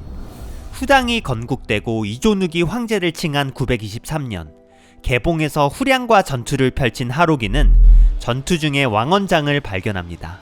직전 챕터에서 설명드린 철창의 명수 그 왕언장 맞습니다. 창을 겨누고 찌르려 하자 왕언장이 갑자기 친구 드립을 시전하죠. 예전 후량 시절에 안면이 있었던 사이로 보입니다. 이에 하록이는 왕언장을 사로잡아 이존욱에 바칩니다. 오대연의와 김용 유니버스 최강의 레전드 맹장 왕언장 생포까지 하록이의 커리어에 한 줄이 추가되는 장면입니다. 크게 만족한 이존욱은 하록이를 낙양 근처 주요 지역인 하양절도사로 승진시킵니다. 한편 하록이는 싸울 때는 엄청난 인간병기였지만 지방행정가로는 매우 자애로웠다고 하죠. 그가 전근을 갈 때 하양의 백성들이 가로막아 황제가 겨우 백성들을 회유했다는 이야기가 있습니다. 이후 그는 반란군의 공격으로 49살에 사망합니다.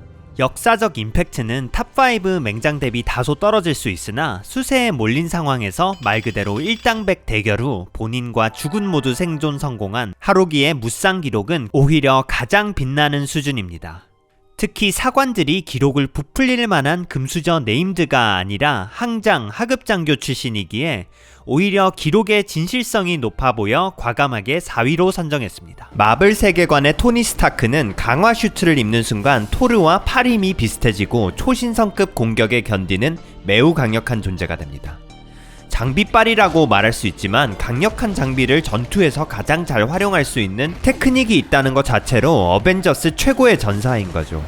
냉병기 시대에도 최강의 철제 무기 장비를 가장 능수능란하게 이용할 수 있는 사람이 있다면 그것은 어쩌면 하나의 군단과 같은 위력이 아닐까 싶습니다. 오늘은 이런 상상력을 자극하는 냉병기 시대의 아이언맨을 소개시켜드릴 예정입니다.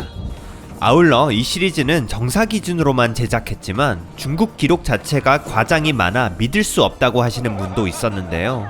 이런 의미에서 최상위권에는 당대에도 있었던 조작 논란을 스스로 재현하면서 의심을 정면 돌파하거나 복수의 서로 다른 기록 속에서 말도 안 되는 무쌍을 증명한 장수를 선정하였습니다. 각설하고 드디어 중국사 최고의 맹장 마지막 편 지금부터 시작하겠습니다. 3위 삼유아리 무력 98. 960년 건국한 송나라가 난세를 평정하지만 동시에 그 후 200년간 다양한 북방민족의 전성기가 펼쳐집니다.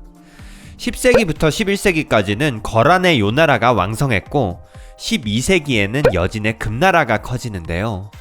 청나라 여진은 더욱 말할 것도 없지만 금나라 여진에도 엄청난 장군들이 많습니다. 금나라 초반에 송을 무력화시킨 완안종필, 후반기에는 최전성기 몽골에 승리한 완안진화상과 곽하마가 있죠. 그 중에 무쌍 기록도 가장 많고 고려, 북송, 남송, 거란을 상대로 단 한 번도 패배하지 않았던 장수가 바로 사묘아리입니다. 그가 정말 대단한 명장인 점은 이미 많은 유튜브에서 다뤄졌는데요. 퀵하게 말씀드리면 1115년 금태조 아골타와 함께 거란과 싸워 영강주, 신주, 빈주 등을 함락시켰는데 거란이 수만을 이끌고 금나라를 공격하자 고작 100여기를 가진 사묘아리는 옷을 찢어서 마치 병사가 많은 것처럼 기교를 부려 적을 달아나게 합니다.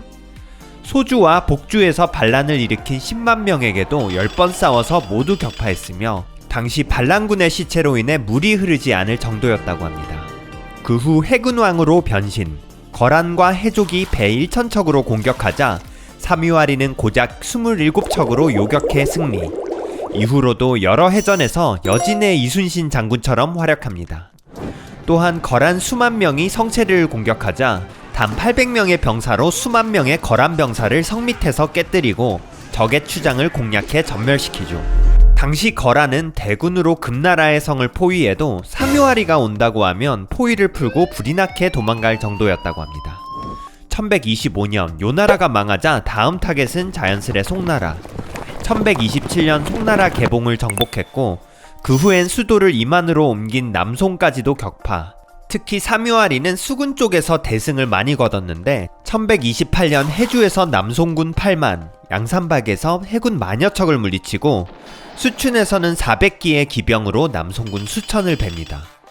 그런데 좀 의문이 드는 게 사묘아리와 여진군은 어떻게 이렇게 적은 병력으로 큰 병력을 이겼을까요? 그 비밀은 바로 그들의 홈랜드인 만주가 철광석 무한맵이었기 때문입니다. 과거 이 땅의 주인 고구려의 개마무사가 있었다면 당시 여진에는 철부도라는 중장갑 부대가 있었죠. 쇠로 된 불상이라는 명칭답게 눈과 손을 제외하고 모든 몸을 철로 감쌌기 때문에 보통의 무기로는 기스를 낼 수도 없었습니다. 게다가 온몸에 철갑을 두른 말, 괴자말을 타고 다녔는데요. 이를 통해 당시 여진은 숙련된 소수정예 철갑 기병으로 대군을 농락하는 새로운 게임 방식으로 세계를 정복합니다. 단적인 예가 그 유명한 1114년 출하점 전투. 거란 황제의 댄스 요구를 여진 아골타가 거부한 것이 그 계기가 되어 무려 10만 명의 거란군이 여진을 공격하죠. 당시 여진의 병력은 3,700명밖에 없었는데 아골타가 한밤중에 철부도로 거란을 기습해 수만의 거란군을 파멸 수준으로 와해시키며 중국사 역대 최대의 업셋을 일으킵니다. 그만큼 당대의 여진 철기병 한 명은 일반 보병 수십 수백을 썰 수 있는 하나의 부대와 같은 파괴력을 가졌는데요.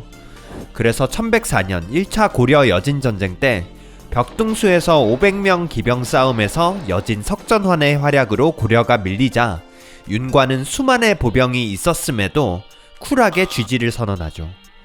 그리고 이 굴욕을 잊지 않고 숙종에 건의해 만든 것이 그 유명한 17만의 특수부대 별무반. 사실 고구려 개마무사에 가려서 그렇지 고려 또한 만만치 않은 중기병을 지녔습니다. 1019년 한국사 3대 대첩 중 하나인 귀주대첩에서도 고려의 철기병 1만이 거란군을 양분시키며 승리를 주도했으며 여진전쟁 직후인 1123년에 쓰여진 송나라 사신 서긍의 스파이 보고서인 고려도경을 보면 고려는 송나라 입장에서 놀랄 정도로 엄청난 중무장 기병 보유. 그렇기 때문에 사묘아리의 전투력을 제대로 측정하기 위해서는 병력만 많고 구성이 부실했던 거란 송나라보다는 동아시아 최강의 중장기병을 보유했던 고려와 싸운 커리어 초반을 보는 것이 적절해 보입니다. 2차 여진 전쟁 당시에 고려에는 윤관, 오연총 등 명장들과 17만 별무반이 있었으며 특히 무관 척준경의 경우 1108년 한 해에만 무려 3번의 위기 순간에서 각각 여진족 수십 명의 수급을 베며 전황을 역전시키는 초인적인 소드마스터 솜씨를 선보였죠. 당해의 고려 사령관인 오연총 또한 1만의 병력으로 웅주 구원에 성공하며 고려군 전체적으로 기세를 올리고 있었습니다. 그러나 1109년 오연총이 또다시 길주성 구원을 위해 공엄진에 도착했을 때 갑자기 여진의 무명장수 사묘아리가 창을 들고 고려 진영으로 달려들어 고려 장수를 찌른 후 질주했고, 그 순간 전세가 크게 기울어져 고려군이 괴멸해버리는 초유의 사태가 벌어지죠. 그 이후에 어린 사묘아리는 선봉으로 임명되어 손쉽게 고려의 성 2개를 취합니다.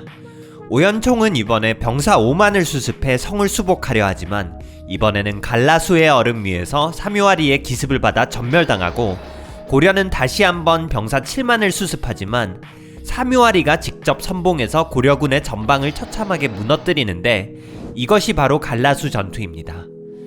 대패한 고려군은 무기와 갑옷을 모조리 버리고 달아났죠.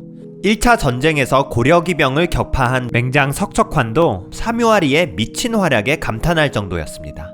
하루 동안에 그렇게나 강한 고려군을 개인의 힘으로 3번이나 격파했다니 이 공을 어떻게 잊을 수 있겠는가. 사묘아리는 그 후 타길성의 성벽을 뚫어 문처럼 만들고는 나리박자 함락시킵니다. 그 전까지 전쟁은 1년 넘게 호각세였고 척준경 등 맹장의 활약으로 고려가 유리한 부분도 있었는데, 사묘아리가 투입된 며칠 만에 고려가 그만 대패해버리고 만 것입니다. 여진이 다른 전략을 쓴 것도 아니고 전략이라면 바로 사묘아리를 선봉에 세운 것뿐인데 말이죠. 이처럼 사묘아리는 당대 여진 고려의 괴수 유닛 중에서도 군계 일학으로서 존재 유무로 전황을 바꾼 존재로 당대 여진 사람들에게 언급됩니다. 당시 금나라의 주력인 철부도가 동양 최고 수준의 방어력을 지녔으니 이를 여진족에서도 가장 잘 활용한 장수로 유명했다면 상상 속의 일당백, 만인지적 클리셰도 현실화 가능한 수준이 아닐까 싶습니다. 한편 우리 교과서에서도 나오는 고려의 대규모 북방 프로젝트인 동북구성은 이 괴물 여진 장수 한 명의 출현으로 무력화되죠. 만주까지의 고토 회복의 꿈은 날아갔지만 그래도 고려 입장에서는 의외로 좋은 싸움이었습니다. 일단 고려가 엄청난 강함을 보여줬기 때문에 여진이 대승했더라도 강화를 요청하게 되는 아이러니. 비록 고려의 동북구성이 전략적으로 허술했고 여진 대비 병기가 열세로 보이지만 척준경이 몇 번이나 여진군 수십 명을 썰었고 이관지는 2000명의 병사로 6만의 여진 군사를 맞아 무려 4달이나 길주성을 지켰기에 여진 또한 엄청나게 고려가 지긋지긋했을 것입니다. 결국 1117년 고려와 금나라는 형제국이 되는데, 그 후 금나라가 얼마나 괴물이 되는지를 보면 참 좋은 선택이었죠. 얼마 후 금나라의 공격을 받은 거란은 실질적으로 민족 자체가 역사에서 사라지는 계기가 되며, 송나라도 황제 2명이 포로로 붙잡히며 하북지역과 엄청난 보물을 빼앗기는 중국사 최악의 굴욕을 당한 반면 한반도에는 손을 까딱하지도 않았습니다. 한편 당대 최대 세력에 승리하며 여진제국 설립에 일조한 사묘아리. 난세의 맹장은 대부분 일찍 죽거나 정적에 휘말려서 칩거 엔딩이지만 그는 거의 80까지 평온한 말년을 보냅니다. 일단 지지를 않았죠. 그리고 무려광답게 크게 다쳐도 금방 회복하는 모습을 보입니다. 거란과 해전 중에 화살에 명중되어 실신하지만 한밤중에 극적으로 깨어나서 적을 수세에 물고, 아픈 와중에 달아나는 거란족을 기병으로 한 번 더 요격. 또 한 번 화살에 스치지만 또 개의치 않고 싸워 이기는 미친 맷집을 보여줍니다. 게다가 욕망을 보이다가 토사구팽 당하는 역사의 여러 개국공신들과 달리 항상 욕심을 줄이고 국가에 충직한 모습입니다. 말년엔 500년 뒤 오스만 해적왕 하이레딘이 그랬듯이 일선에서 물러나 선박 건조를 감독하는 자문 역을 맡게 되죠. 심지어 형제간 우애도 깊어서 자신의 병사와 재물을 모두 동생에게 주려 했는데, 동생이 받길 원치 않아서 도망가자 결국 사묘아리가 억지로 다시 주었다는 훈훈한 의좋은 형제 미담까지 있는 매력적인 장수입니다. 이런 멋진 장수가 북방민족이라는 이유로 우리 모두에게 영원히 잊혀질 수 있었는데, 14세기에 원나라의 탈탈승상님이 본인 몽골인들의 경쟁자들임에도 불구하고 총대를 메고 금사, 요사를 편찬해서 후대에까지 기록이 전해진다는 점이 역사 좋아하는 사람들에게는 매우 고마운 일입니다. 2위 한세충, 무력 100. 사묘아리가 활약한 12세기 초중반에는 고려에는 척준경, 그리고 남송에는 한세충까지 나타나 동아시아 역대 최강의 인강병기 3명이 운명적으로 한 시점에 나타난 것으로 유명합니다. 그런데 그중 남송의 한세충의 무쌍은 가장 다양하면서도 믿기가 힘들죠. 지난번 악비 양재흥과 동시대인데 무쌍 기록은 그들보다도 몇 단계나 위입니다. 한세충은 어렸을 때부터 풍채와 골격이 장대하고 몸놀림은 번개와 같이 재빨랐다고 하죠. 맹금류와 같이 사나운 기세가 있었으며 어려서도 야생마를 탈 수 있는 신동. 동네에서는 워낙 기백이 세서 법으로 통제가 불가능한 수준이었다고 합니다. 심지어 점집을 찾은 한세충에게 점쟁이가 장차 너는 삼공이 될 거라고 하니 자기 먹이는 거라면서 점쟁이를 폭행했다는 괴담도 있습니다. 다행히 18살에 군에 입대하며 이 폭력적 에너지를 전환시키는데 강궁의 말도 잘 타는 3군 최우수 병사가 되었다고 합니다. 송나라는 당시 북쪽의 거란뿐만 아니라 서쪽의 티베트 계열의 서하도 상대하는 이중고를 겪고 있었는데요. 1105년 은주에서 성을 공격할 때 한세충은 그냥 관문을 부수고 혼자 서하의 적장을 죽여 머리를 성 밖으로 던졌고 그제서야 송군이 성에 올라와 서하를 대파했다는 말도 안 되는 기록이 있습니다. 그 후 찾아온 서하의 메인 부대와 사투를 벌였는데 밀리는 상황에서 우연히 적장을 발견. 한세충이 말 타고 가서 적장을 썰어버리니 자연스럽게 전투를 승리합니다. 너무 주작 같죠. 심지어 당시에도 주작 논란이 있었습니다. 당시 송나라 실세였던 동관 또한 소식을 잘 안 믿고 녹봉 1급만 올려주죠.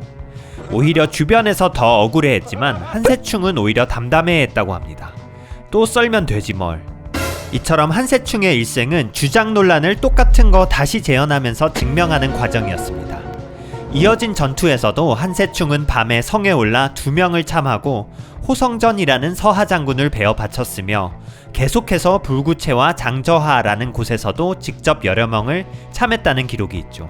하지만 한세충의 미친 무쌍에도 송나라는 급속도로 망해가고 있었습니다. 예술을 너무 사랑한 휘종 황제는 수저우에 있는 바위를 개봉에 옮기라고 수십만 백성을 동원했고 피폐해진 민중들은 참지 못하고 일어나 결국 1120년에 박납의 난이 일어나죠. 수호지에서 양산박 영웅들을 몰살시킨 진 최종 보스 박납답게 송 지휘관들이 손을 못 쓸 정도로 규모가 컸지만 한세충은 뚝에 2천을 매복시켜 격파. 박납은 이후 무리들과 굴 속에 숨었는데 정부가 박납의 머리를 가져오면 살인 면허증인 절어를 준다고 했죠. 이런 컴피티션 못 참죠. 한세충은 오직 창에 의지하여 엄청난 험지를 건너서 동굴 안에 들어가 잔당 수십 명을 죽이고 직접 박납을 사로잡아 옵니다. 이때부터 진만인적이라고 불리는데 수많은 만인적 장수들 중에서도 차별화되는 진짜 만인적이었다는 것이 느껴집니다. 그런데도 당시에는 종 9품까지밖에 못 오르죠. 한편 북송 입장에서 반란보다 더 큰 문제가 있었으니 바로 거란과 여진의 침공. 1122년 거란의 공격에 송의 방어선이 무너지자 한세충은 단 50기로 호타하 방어에 투입됩니다. 그런데 요나라는 2000병사가 공격을 하자 모두 패닉에 빠지게 되죠. 한세충은 높은 언덕에 병력을 배치하고는 단기로 말을 날듯이 질주하여 깃발을 들고 있는 요나라 병사 2명을 사로잡았고 이에 용기를 얻은 병사들이 협공해 요나라를 격퇴합니다. 1125년 금나라 장군 종망의 6만 군사가 염경을 함락하고 개봉 코앞인 준주까지 남하하죠. 송나라 지휘관과 병사는 모두 다 도망을 갔는데 한세충은 이때 여러 겹의 포위를 당했음에도 창을 휘둘러 힘껏 싸워 포위망을 뚫고 나와 다리를 불살랐다고 합니다. 혼자 모든 걸 다 했는데도 고작 정칠품 승진. 그럼에도 송나라는 구조적인 문제를 개선하지 않고 패장들을 처형시켰는데 이로 인해 이번엔 송나라 장군들이 반란을 일으킵니다. 무려 10,000명이 반란군에 가담했는데 한세충은 야밤에 단기로 진영에 가서 내 뒤에 대군이 있다. 지금 투항하면 너희를 살려주고 너희들과 공명을 세울 것이다. 이 대담한 블러핑은 성공해서 반란군은 무릎 꿇고 투항했습니다. 그런데 시간이 지나도 온다던 송나라의 대군은 올 리가 없죠. 한세충의 이 멋진 블러핑을 알게 된 반란군은 엄청난 현타에 빠지게 되었다고 합니다.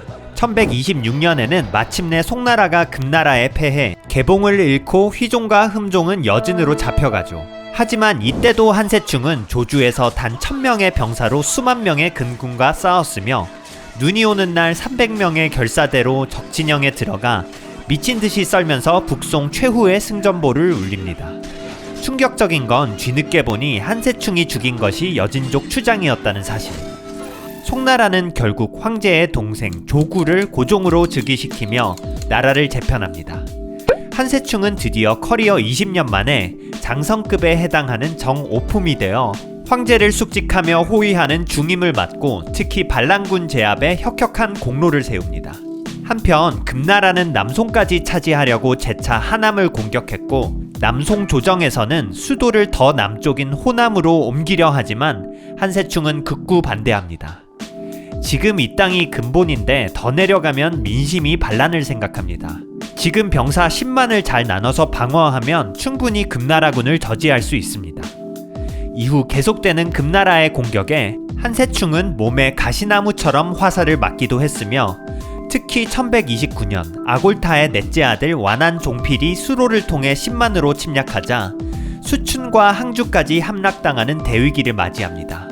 송고종은 약탈 끝나고 금군이 떠나면 돌아오겠다 라는 말도 안 되는 말을 하며 도망을 가버리죠. 금군이 남송을 약탈하고 북쪽으로 되돌아가던 1130년 4월 한세충은 장강 상류의 황천탕이라는 곳에서 아내인 양홍옥과 정예병인 한가군 8,000명을 대기시킵니다. 그리고는 강을 막고 10여 차례 싸워서 금나라에 엄청난 피해를 주면서 48일간 대치.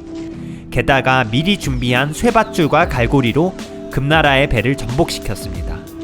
올출은 약탈한 물건 돌려줄 테니 비켜달라고 하지만 한세충은 보기 좋게 거절합니다. 금나라 땅 다 주면 비켜줄게. 고작 8천으로 10만을 이긴 말도 안 되는 승전보였으며 그 전까지 송은 금나라의 철기병에 승리해본 적이 없었는데 한세충의 연패 스탑을 기점으로 금나라를 이길 수 있다는 자신감이 생겼는지 그 후에 악비, 올인, 한세충 등이 금에 다시 한번 승리합니다. 이 덕분에 남송은 나라 까기 직전에 급 안정을 찾아 그 이후로 150년을 더 버티게 되죠. 1142년 악비가 간신 진회의 모함으로 처형되자 한세충은 모든 관직에서 물러났으며 10년간 운둔하다 63살에 사망합니다. 그의 온몸에는 칼과 화살 흉터가 마치 한 폭의 그림과 같이 있었다고 하며 일전에 독화살이 뼈에 박혀 강로로 묶어서 뺐는데 이 때문인지 10손가락 중에 4개만 온전했다고 합니다. 이런 엄청난 핸디캡을 안고 40년 가까운 맹장 커리어를 유지했다는 거죠. 한편 그는 유년기 시절엔 불량배였지만 그 에너지가 구국의 동기부여로 바뀐 이후에는 완전 다른 사람이 되었습니다.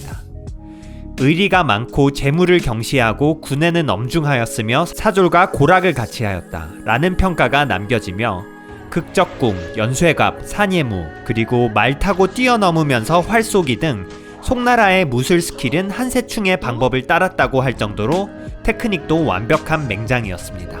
코웨이에서는 무력이 한세충 98, 울지경덕 100이지만 저는 그 둘을 스위치해서 한세충의 무력을 100으로 올릴까 합니다. 상위권의 울지경덕, 삼요아리, 하로기 등 모두 대단해 보이지만 모두 잘나가기 시작하는 나라의 공신이었던 반면 한세충은 용맹을 바탕으로 완전 망해가던 나라에 꺼져가던 마지막 불꽃을 극적으로 불태우며 일신의 용력으로 없어져야 할 수준의 왕조를 심폐소생시켰기 때문입니다. 1위 항우 무력 100 플러스 알파. 시작부터 어쩌면 우리 모두 세상에서 제일 긴장감 없는 1위를 알면서 시작했습니다. 원래 역사는 승자의 역사이고 한 고제 유방은 유비부터 마오쩌둥까지 롤모델로 삼았던 역대 중국사 최고의 승리자입니다. 하지만 유방에게 한 끗 차이로 패배하고 장렬한 최후를 맞이한 항우 또한 대중들에게 영원히 기억되고 있는데요. 영원한 언더독의 영웅이자 최고의 무력의 상징. 용인술과 정치적 능력은 조금 아쉬웠지만 항우는 엄청나게 유능한 장군이었습니다. 기원전 207년 거록대전에서는 진나라 명장 장한과 2만 대 2만으로 붙어서 적의 군대를 괴멸시키며 진나라를 멸망시켰으며 기원전 205년 팽성대전에서는 고작 3만의 군사로 유방의 56만 대군과 정면으로 붙어서 적군의 30만을 사륙하죠. 하지만 가장 대표적으로 항우가 무력왕이 된 장면은 그의 마지막 전투인 기원전 202년의 해아전투. 한신의 대군에 포위당한 항우는 힘은 산을 뽑을 만하고 기계는 세상을 덮을 만한데 시운이 불리하니 오추마는 나아가지 않는구나. 바로 역발산 기계사라 불리는 구슬픈 노래를 부르더니 남쪽으로 탈출을 결심합니다. 처음 항우와 함께 하던 장사 800여 명이 한나라 장수 관영의 5,000기병에 쫓기면서 회수를 건널 때 100명이 되고 동성에 이르자 겨우 28명만 남습니다. 수천여 명에 쫓기며 더 이상 물러설 곳이 없었던 항우. 내가 거병한 지 8년이 되었고 전투 70번을 모두 이겨 패자가 되었는데 이번엔 하늘이 나를 억가하는 것 같다. 하늘이 날 망하게 하더라도 나는 오늘 결사의 각오로 싸우겠다. 그대들을 위해 저업 장수를 베겠다. 라고 말한 항우는 사퇴산에 오른 이후 기병들에게 산 동쪽에서 만나자고 하고 마지막 힘을 모아 단기로 출격하죠. 한나라 군사는 수천이었지만 항우가 크게 고함을 치며 달려가자 한나라 군대들이 모두 쓰러지고 장수 한 명도 죽입니다. 당시 한나라 장수 양희가 항우를 추격하고 있었는데 항우가 눈을 부릅뜨고 꾸짖자 그 포스만으로 두려움을 느낀 양희와 기병들이 도망갔죠. 한나라군이 항우를 다시 세 곳에서 포위하자 이번에는 항우가 달려들어서 다시 한나라 도위를 베고 수십 명을 죽입니다. 이 장면이 더 대단한 건 하로기와 연민과 같이 소수 병력의 일원으로 다수 병력의 100명을 벤 게 아니라 순전히 개인의 힘으로 수천 명의 병사와 대적해 수십 명을 처단한 모습이란 것입니다.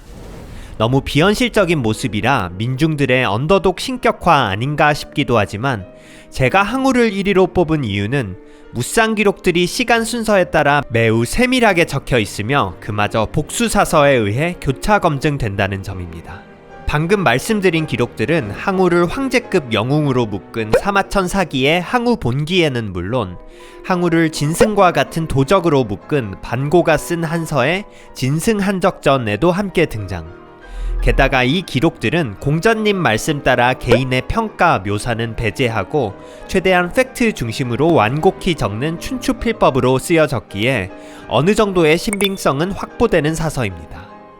그 뒤에 항우는 배를 타고 강을 건너 강동에서 새 시작을 할 기회가 있었는데 강동의 친구들을 볼 면목이 없다며 거절하고 결국 그를 둘러싼 한나라 군대 앞에서 예전 부하인 여마동에게 현상금을 주겠다며 스스로 자결했다는 기록이 있습니다.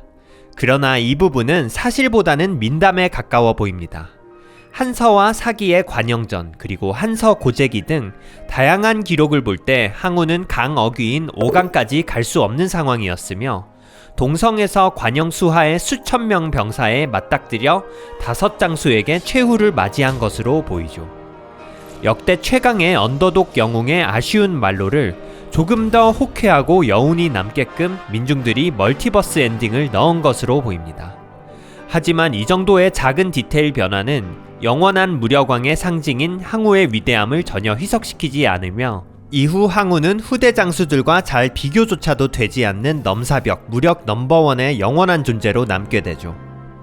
이상 무력왕 시리즈를 가장한 무장영웅으로 보는 춘추전국 한나라 남북조 당 5대 10국 송, 금 역사 인문기였습니다. 시청해주셔서 감사하며 더욱 새로운 내용으로 찾아뵙도록 하겠습니다.